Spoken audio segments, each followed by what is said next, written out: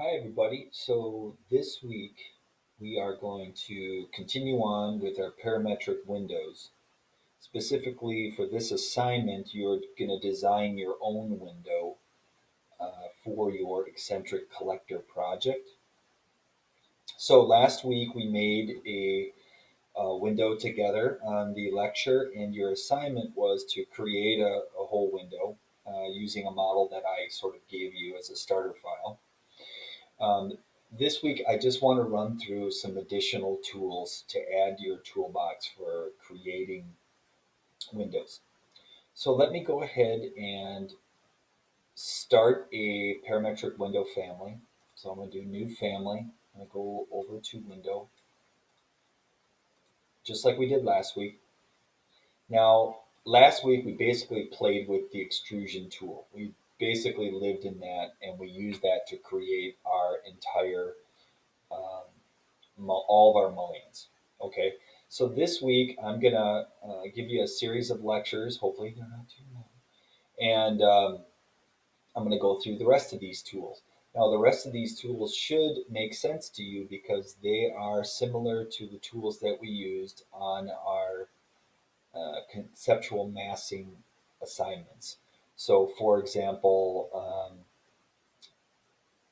remember we would create lines and extrude them. We would do revolutions to make other kinds of interesting shapes. We would do sweeps, which is essentially the follow me tool in SketchUp, and so on. So we can use all those same tools when we're creating windows or creating anything in Revit, essentially. These are basically your modeling tools in Revit, and we're going to get into just modeling something in a little bit. But let's make a interesting blend. Okay, so here's what I have here. Here's a sill for a window that has an angle on it. So let me just go into this piece. So here it is. Okay, there's two ways we can make this. We could make an extrusion. We can make this shape and then extrude it along one end so we could draw on some reference plane here. And then we could extrude it down and lock it to a different reference plane over here. We would have to define where this corner occurs, where this corner occurs, where this edge, and where this edge. There's a lot that we would have to do there. Here's another way to make it. I could say break this into two pieces. I can make a simple extrusion down here by either extruding from left to right or extruding from bottom to here. And I could say, hey, go from this reference plane to this reference plane, or I could say, go from this reference plane to a new one that I define, and I can control the height, and also go from this reference plane to this reference plane, and I can control, you know, how much this sill pokes into the building or how much this sill pokes out of the building. So let's do it that way. Let's make this bottom extrusion first. And then when we're done with that, we'll make this kind of angular piece and we'll call that our blend. So we'll make the bottom shape first. That's this level, which is a giant rectangle, right? And then we'll make the top shape and we'll say, hey, Revit, make a blend from that bottom shape to the top shape. And I'll be able to define how big this top shape is as well. So first things first, let's make that bottom extrusion. This should be a refresh from last week. So what I need to define in my floor plan view, I'm going to change the scale to 1.5 inch equals a foot. Um, I can I need to define the outer edge of that sill and the inner edge of that sill, and then in my exterior elevation, I need to define the height of that bottom extrusion. And I'm going to do all that with what? Correct, reference planes. So I'm going to click reference planes right here, and I'm going to put one here to define the height. Okay, and I'll just call that one sill height. Okay, now I'm going to give that a dimension so that when I have the dimension, I can then give it, turn that dimension into a parameter. So I'm going to go to annotate, aligned, and I'm going to dimension from this parameter, the bottom of the sill, or I'm sorry, this reference plane to this reference plane. Okay, now if I just left that at 4 1/4, which it currently is, every time I make this window in a project, that height will always be 4 1/4. But if I want to have it changeable, I want to turn that dimension into a parameter. Okay, so now in the parameter, I'll call this sill ext for extrusion height.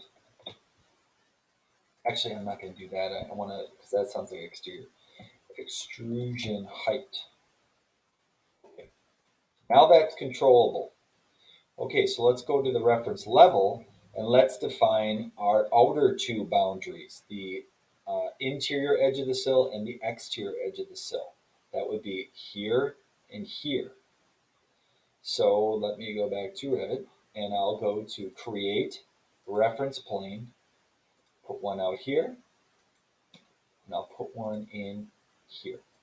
I'm saying out and in because this little note here is telling me what's out and what's in. So now let's um, make a dimension string from the center of the wall to there and the center of the wall to here and turn those into parameters. So I'm going to go aligned, center of wall to here, center of wall to here. So I'll make this one a parameter and I'll call it ext sill depth for exterior sill depth. And I'll call this one int sill depth. Okay, so now I have everything I need to create that bottom extrusion. Okay, so I'm going to make an extrusion on the sill reference plane and extrude it up to here. And that's on the sill height reference plane. So let me go to reference level and I'm going to say create extrusion. I'll do rectangle. I'm going to set the reference plane to sill. Go back to rectangle here. It kind of switches back to line for some reason. So I'm going to go to rectangle. And I'm going to draw that from here over to here because I want it to go to these outer reference planes. So I'm going to lock it to those. I'm also going to lock it to the sides. And I'm going to hit the green check.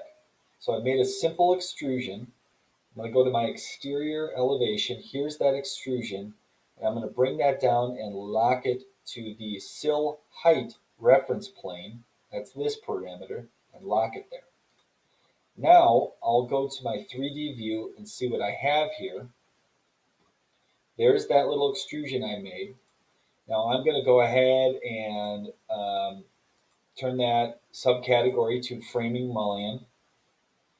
And then I'm going to go up here to family types and check my parameters. So exterior sill depth, let's change that to 8 inches and hit apply. You can see the outside moved. Interior sill depth, let's say 8 inches. Saw that one move.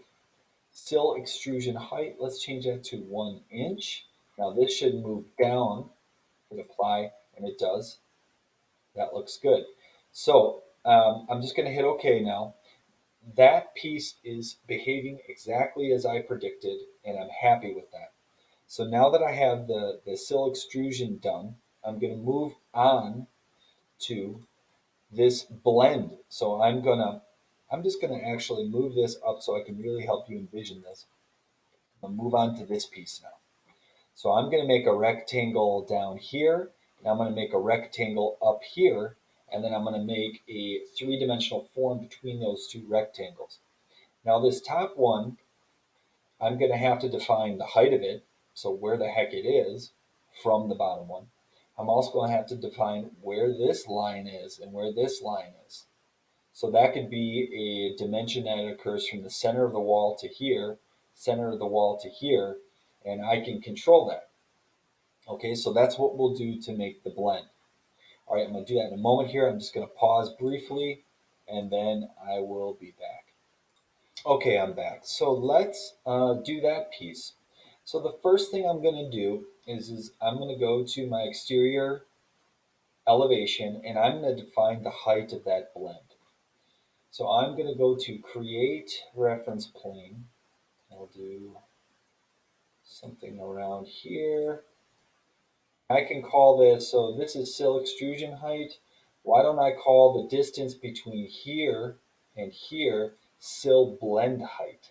So I'll do annotate aligned. I'll grab that dimension string, make it a parameter, sill blend height, and hit OK. Okay, so we've defined the height of the blend. Now I have to define that rectangle towards the top. So looks like I have some office hours starting, so let me pause again briefly and I will be right back. Um, if you're watching the video, it'll just start up right away, so just 1 second. Okay, and we're back. So right now I'm sort of making that blend. So just to review, for me, I guess, but making the bottom piece blend up into this top piece. So I just need to define the edges of this top piece, so specifically this edge and this edge. So let me go back to Revit and let's draw some um, reference planes in. So I'll go to create reference plane, and I'll put one right here, and then I will put one. In fact, I'll just copy this one down and then we'll name them. So let's call this one blend depth 1. I'll call this one blend depth 2. I just need to know personally what these are. It's not, they don't need to be that specific, but I'm trying to be as descriptive as I can. If you hear any grunting, that is my little one here. There you go. It's not me or my dog. It is this little Clara here. So let's go ahead and add a dimension string there. So I'm going to call that one, put a dimension string there, and I'll put a dimension string here. Okay, so let's call this, not edit with this line, sorry, make a parameter. Let's call it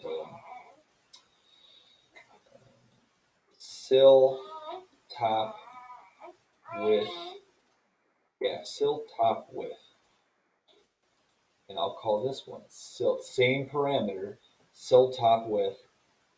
So now I have everything ready for me to draw my blend. So if I go to my exterior elevation, I'm going to draw the bottom shape on sill height, and I'll draw the top shape on this one, sill blend height. I didn't name that one.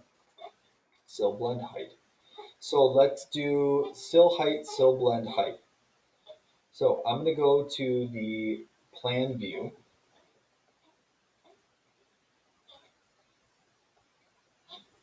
I'm trying to give her a binky right now. See if that works.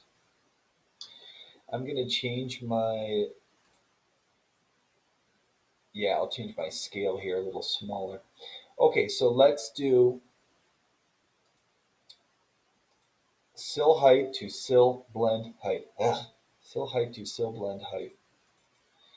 So I'm going to go to create blend, set my reference plane to sill height, hit OK. Now with the blend tool, it looks exactly like the extrusion except we have this feature here. So right now we're automatically editing the bottom and then we'll edit the top. So I'm going to click the rectangle here, and for that rectangle I'm going to be all the way out here to the top of my extrusion, and I'll lock it to all those reference planes. Now I want to edit the top, and I want to set the reference plane to sill blend height, and I'll set it to rectangle, and I'm going to do it right here. So I'll hit those locks, And then I'll hit the green check. Okay. Now let's go to the exterior um, elevation. It's clearly way too high. So I'm going to drag the bottom down, the top down to here and lock it. And I'll make sure my bottom is set to this reference plane. Okay, let's go to our view one. That'll just be easier. So that looks pretty good right there. So this is the blend that we just made. Okay, I'll change that category or subcategory to frame mullion. And let's go up to our family types and play with this a little bit. Okay, sill blend height. Let's change that to 4 inches. You can see how that moved up. Now let's change, what do we, sill blend height. What did we call this line right here?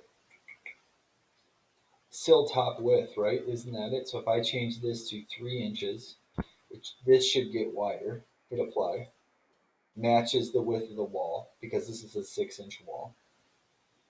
So sill top width, let's change it to 8 inches, right? I'll watch it jump way out.